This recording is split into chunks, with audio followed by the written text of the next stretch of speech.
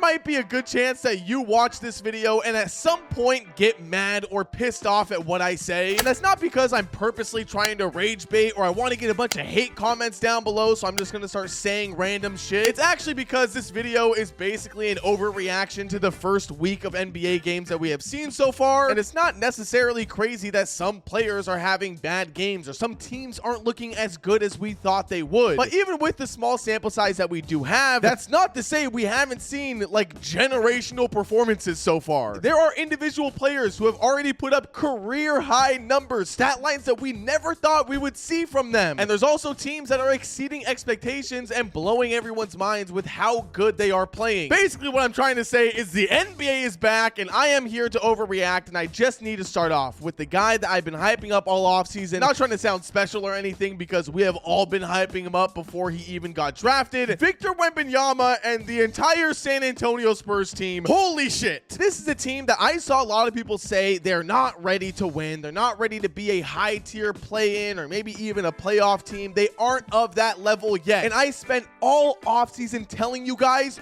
you are wrong. Of course, Victor is there. And I guess we could just talk about his performances so far because the stuff he's doing right now is putting him in MVP conversations. The Spurs have played 3 games in the regular season so far. I want to add they are 3-0 undefeated. And Wembanyama in those games has put up 40 points, 29 points, and 31 points. In some of those games, he would get 9 blocks, 6 blocks, average a bunch of rebounds. The numbers he is putting up is actually ridiculous. And it's not even the numbers. Like, you can look at the box score, you can look at his basketball reference page and know that he's playing out of his mind. But you watch some of these clips, you watch some of these plays where he's getting 2 blocks and pulling up from the logo and nailing a dagger 3. Like, I'm speechless. It's like we keep saying to ourselves, there's no way it can get crazier. There's no way he can be even better. There's no way that he hits, you know, a crazier highlight or a crazier play. And then he fucking does it. It is unfathomable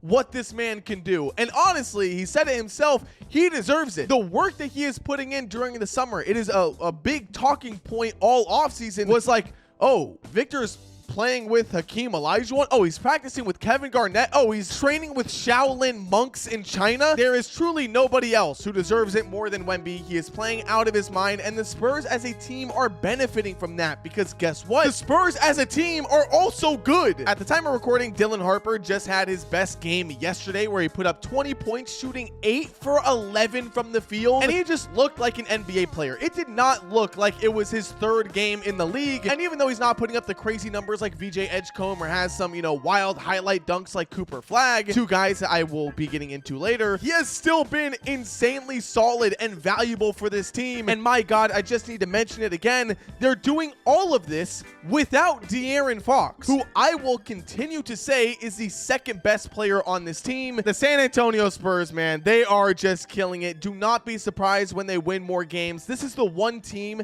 that I feel confident in saying, like, no, it's not just a fluke that they're off to a 3-0 start. They are just that good. They are going to be good all year. Speaking about teams being good, the OKC Thunder have just had the craziest start to a season that they've had in a very long time. Their first 2 games were both double overtimes. Also, both of them were insane classics and worth rewatching if you haven't seen them. Opening night was obviously a lot of fun against the Houston Rockets, and that game was just crazy. You know, all the drama and conversation around that one. I don't really have much to get into when it comes to the OKC Thunder because my entire analysis or viewpoint on them has just been like, yeah, they're the OKC Thunder. They're the reigning champions. Even if they don't have J-Dub, even if whatever, they go into 5 double overtimes, they're still going to be good. Not too much there to go off of. I do want to highlight AJ Mitchell, though. This man is absurd. I hate that the OKC Thunder are getting more and more talented players. Stop developing these guys. But the team that they went up against, the Houston Rockets, there's some interesting conversations there. They've started the season 0-2. I'm not saying that because they're a bad team by any means, right? The first game against the OKC Thunder, they lost by just 1 point in that double overtime thriller. But in my opinion, the biggest issue with them so far, once again, small sample size, is their point guard spot. Obviously, losing Fred VanVleet was such a huge blow to this team, but it's kind of proven to be a pretty large issue for them. I do feel confident that they can overcome that, kind of build off of each other, whether it's, Amen Thompson kind of taking in that point guard spot and really trying to thrive in that role, or maybe Reed Shepherd gets a bit more adjusted to the position. I don't really know what the answer will be, but I do feel confident that the Houston Rockets will be able to overcome that and will overall be okay, right? They're not going to be the bottom in the Western Conference like they are right now. There is so many teams that I want to go over, or players that I want to talk about, but I figured maybe I should just talk about the guy who you probably saw in the thumbnail, which is VJ Edgecomb. Holy shit, man. Okay, where do I even begin? I'm gonna be honest with you guys, before the draft or even after he got drafted, I didn't really know too much about VJ Edgecomb, right? I saw some, draft scouting reports. I saw some highlights for sure. I knew he was an athletic guy. And most importantly, I knew that the 76ers adding a high tier, lottery talent to their team that is already full of good players would make them an even better team, right? I know, crazy take here from King Charge, but VJ Edgecomb is looking like the best player in this draft class. Once again, overreacting. It's early, I understand, but goddamn, he's good as hell. His debut game in the NBA, he dropped 34 points. That is, I believe, the third most in a rookie debut, with Wilt Chamberlain leading the way and some other guy in second place. And obviously, nobody expects VJ Edgecomb to be dropping 34 points a night in his rookie year, right? He had a crazy game opener. It was awesome. But then in his next game, he goes out, drops 15 points on very consistent and nice shooting, while also getting 8 assists and 6 rebounds, overall being huge for the team, being more than just this athletic guy that wants to go in and dunk, because he's kind of a consistent shooter as well. Everything about VJ Edgecomb I love, and I love that he's with the 76ers, because I think he actually adds a boost to this team that really picks up their championship run from before Embiid went down with all the injuries, etc. Because now you have this young, fun guy, the guy who's putting up all the numbers and has all this energy and hype around him, and you are adding him to the team with a recovering and healing Joel Embiid, who did have himself a good game last night. Yes, he's still on a minutes restriction, but now there's just some more young energy. Tyrese Maxey had a crazy leap. He's been playing out of his mind. Jared McCain is going to come back and play great as well. I love every single thing about this 76ers team. I think, even if this year isn't their year, or whatever happens with Joel Embiid, hopefully he stays healthy, of course, I think the Sixers will be okay. Once again, I don't know the decision with Joel Embiid. Maybe one of these days, right, the Sixers decide we have to move on from him. The Sixers will still be okay. The rebuild won't be that long, because VJ Edgecomb is that guy. Once again, these are very large overreactions. I just said that VJ Edgecomb could take Embiid's spot as the franchise player for the Sixers, but part of me does mean that. What can I say? The Milwaukee Bucks are another team that I want to talk about, because it feels like nobody else is. Nobody's mentioning Milwaukee. No one is really talking about Giannis, which is pretty interesting, because to me, they look like a better team than when they had Damian Lillard. Huge shocker, everybody. Giannis has been playing out of his mind. He had 37 points, 31 points, and 40 points in his last 3 games. All of that on crazy efficient shooting. I mean, he has not shot below 50% in any game so far. He's also nailing almost all of his threes, not even getting a lot of free throw attempts compared to some other guys in the league. He's gotten a 20 rebound game, almost a 40-point triple-double as well. This is the MVP numbers that we are looking for from Giannis Antetokounmpo, and it is translating to wins as well. I think what might end up being one of the most underrated acquisitions, I guess, in the entire offseason or around the NBA was this team getting Cole Anthony. He's already had 2 great performances alongside Giannis, and of course isn't really as ball dominant as someone like Dame, so we could have expected them to play better together. But also you have Miles Turner, a guy who was the biggest signing for this team, and in the preseason established his role with this team. That was get the fuck out of the paint, get back on the 3-point line, and knock down those threes, because you're a stretch 5. Even though he hasn't made too many in his small sample size of games so far, I do think that can change. He's still getting the attempts off. He's still clearing out the paint for Giannis, to work and do his thing. So the Milwaukee Bucks, hey, they're going to be cooking all season long. Do not get it twisted. The Atlanta Hawks are an interesting situation. Obviously, a lot of people had them as like the team going into the season, right? They made the best offseason moves. But then you look at it and like Kristaps Porzingis played one game, which he did have a good game. Don't get me wrong. I mean, 20 points on efficient shooting and also going crazy from 3. That's great. But he just got hit with an illness again. I don't know. Hopefully that's not something that's like permanent.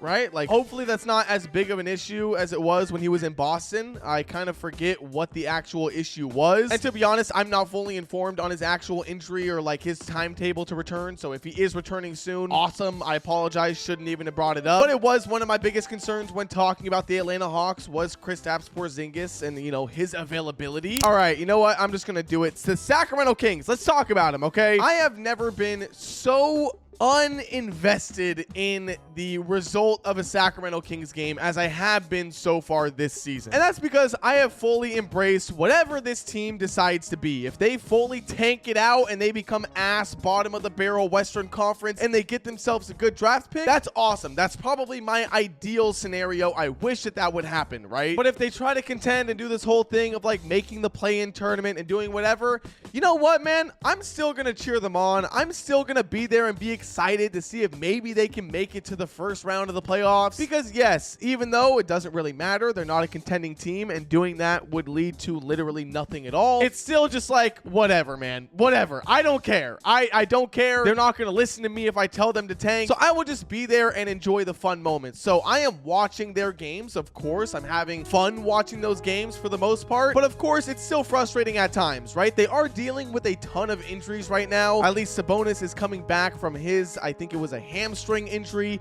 Keegan Murray is out. I think Nick Clifford was out for their last game as well. Just a lot of random injuries to start the season, which is just kind of, you know, a pain in the ass. That being said, I am loving what I have seen so far from both Maxime Reynaud and Nick Clifford. I do love the rookies. I hope they get more playing time. Keon Ellis was a starter in last night's game against the Lakers. Do I want to talk about that game? No. Austin Reeves getting 22 free throw attempts, I think it was.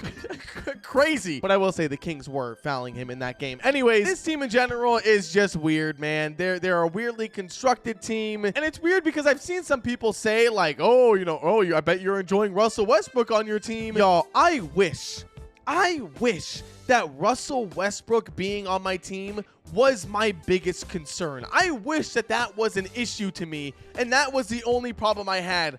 I don't think non-Kings fans understand. Russell Westbrook is the least of my worries. That man is on a 1-year minimum contract and is doing nothing but providing energy, hustle, excitement. If anything, he's the only bright spot on this team. I don't care if he goes out there and fumbles a game and we lose because of him. I don't care, because I don't expect us to win any games anyways. The real issue is this actual team, this entire roster that we have going on in our situation moving forward. I don't give a fuck about all the negatives that may come with Russell Westbrook on my team. Cooper Flagg, I guess you could say, struggled in his rookie debut, which is funny because he was matched up against fucking Victor Wembanyama. But he has slowly developed and has started to look great as a young 18-year-old in the NBA. I am sick to my stomach that he is younger than me. That's fucking absurd. I think the Dallas Mavericks will be okay. I still feel good about them. I have seen some conversations surrounding Klay Thompson. But I do think the Dallas Mavericks will pick it up. I don't think it's worth, you know, being too upset about. Yes, they lost to the Washington Wizards, but you know what can you do? You're gonna lose and you're gonna win, right? That being said, I mean, there's so much I could go over. Obviously, the LA Lakers, like I kind of mentioned before, have a very interesting situation. The Orlando Magic are interesting. Their offense is still kind of slacking a bit. Desmond Bane, you know, wasn't the guy to change their whole situation. Who would have thought? The New York Knicks, I like them under Mike Brown. The Miami Heat have had some good games, right? Norman Powell is playing fucking bonkers. The Detroit Pistons, Toronto Raptors have also surprised me a little bit. Like, there has been a lot that has happened in opening week so far, and really it's because of the small sample size. Our imagination gets to run wild by actually watching a couple NBA games for the first time in a very long time and getting to predict and guess with a little more information than what we had before. So yeah, I want to hear all of your guys's, you know, way too early predictions or things that you guys have picked up on in the first week of NBA games. I'm always down there reading and responding to everyone in the comments. comments. I do also want to make it clear there are games being played tonight, like in a couple of hours, and this video is probably going to go up on the 28th is what I'm aiming for. So if I miss like some crazy 50-point, 60-point game in the span of one day, that's why, y'all. It's being recorded on the morning of October 27th, okay? I'm not avoiding or ducking your favorite team. And also, if I have hyped up anyone in this video, like Victor Wembanyama or VJ Edgecombe, and they have a bad game, nope. Not in my world. Like I said, I'll be down in the comments reading and responding to everybody. While you're down there, if you guys can hit the like and subscribe button, that would help out the channel a ton. We got a lot more videos to do. This is the first video of the NBA season, so I hope you guys enjoyed. I will see you all in the next one. Later.